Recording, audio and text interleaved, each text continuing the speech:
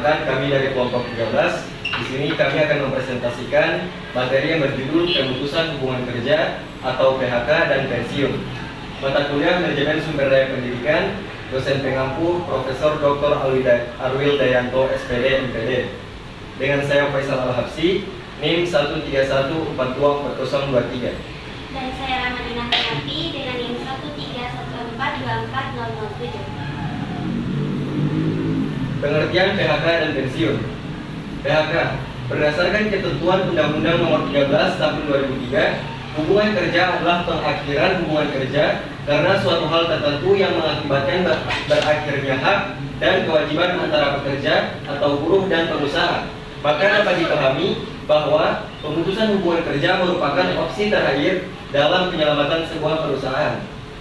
Baik, selanjutnya pensiun. Berdasarkan Undang-Undang Nomor 11 Tahun 1969, pensiun diberikan sebagai jaminan hari tua dan sebagai penghargaan atas jasa-jasa pegawai negeri selama bertahun-tahun bekerja dalam dinas pemerintah.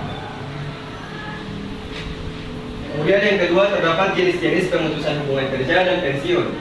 Jenis-jenis pemutusan hubungan kerja: yang pertama, berakhir karena hukum; yang kedua, keadaan yang melekat pada pribadi bekerja; yang ketiga, berkenaan dengan kelakuan pekerjaan; yang keempat, berkenaan dengan tindakan pengusaha; yang kelima, berkenaan dengan jalannya perusahaan. Selanjutnya, jenis-jenis pensiun. Yang pertama, menurut Harsono, pensiun pegawai dikelompokkan menjadi 4 kategori. Yang pertama, pensiun sebagai pensiun pegawai normal; yang kedua, pensiun cacat; yang ketiga, pensiun PHK atau pensiun restrukturisasi organisasi; dan yang terakhir, pensiun karena sebab lain. Yang ketiga, prosedur PHK atau pemutusan hubungan kerja.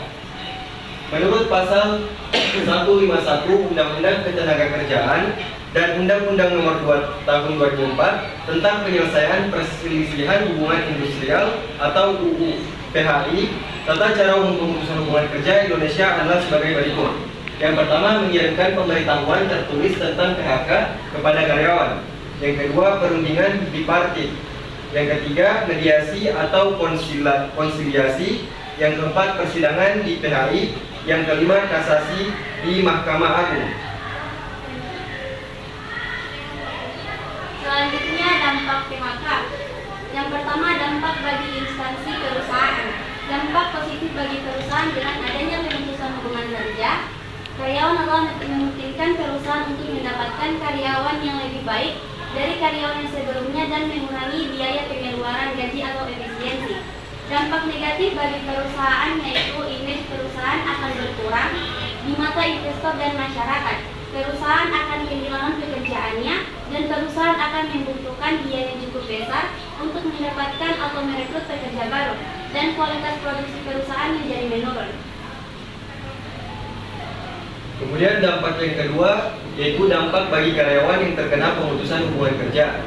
Pemutusan hubungan kerja berdampak pada perekonomian dalam keluarga karyawan, sehingga jadi masalah-masalah dalam keluarga karena kekurangan uang untuk kebutuhan sehari-hari. Yang ketiga, dampak dan solusi pemutusan hubungan kerja. Dampak pemutusan hubungan kerja berdampak pada instansi maupun diri sendiri. Solusi yang dilakukan instansi yaitu melakukan pembinaan pada karyawan dengan jangka waktu tertentu untuk mengetahui kemampuan karyawan dan diberikan berupa peringatan serta penjelasan akan tindakan yang telah dilakukan. Selanjutnya, aturan usia pensiun. Pasal 15 ayat 1, 2, dan 3 PP 45/2015 menetapkan batas usia pensiun pekerja atau karyawan swasta, yaitu: yang pertama, untuk pertama kali usia pensiun ditetapkan 56 tahun mulai 1 Januari 2019. Usia pensiun sebagaimana dimaksud pada ayat 1 menjadi 57 tahun. Yang kedua, usia pensiun sebagaimana dimaksud pada ayat 2 selanjutnya bertambah 1 tahun untuk setiap 3 bulan berikutnya sampai mencapai usia pensiun 65 tahun. Dan yang ketiga, berdasarkan peraturan di atas, maka pada tahun 2019 sampai dengan 2021 usia pensiun adalah 57 tahun. Kemudian 2021 sampai dengan 2024 usia pensiun adalah 58 tahun. Lalu pada tahun 2025 sampai dengan 2027 usia pensiun menjadi 59 tahun hingga seterusnya sampai maksimal usia pensiun mencapai 65 tahun. Kemudian ada dana pensiun. Bagi pemberi kerja, tujuan untuk menyelenggarakan dana pensiun bagi karyawannya adalah sebagai berikut. Yang pertama, memberikan penghargaan kepada para karyawannya yang telah mengabdi di perusahaan tersebut. Yang kedua, agar di masa pensiun karyawan tersebut tetap dapat menikmati hasil yang diperoleh setelah bekerja di perusahaannya. Yang ketiga, memberikan rasa aman dari segi batiniah sehingga dapat menurunkan turnover karyawan. Yang keempat, meningkatkan motivasi karyawan dalam melaksanakan tugas sehari-hari. Yang kelima, meningkatkan citra perusahaan di mata masyarakat dan pemerintah. Selanjutnya, jenis-jenis dana pensiun. Yang pertama, dana pensiun wajib, terdiri dari jaminan pensiun, jaminan hari tua. Yang kedua, dana pensiun sukarela, terdiri dari dana pensiun pemberi kerja atau DPPK.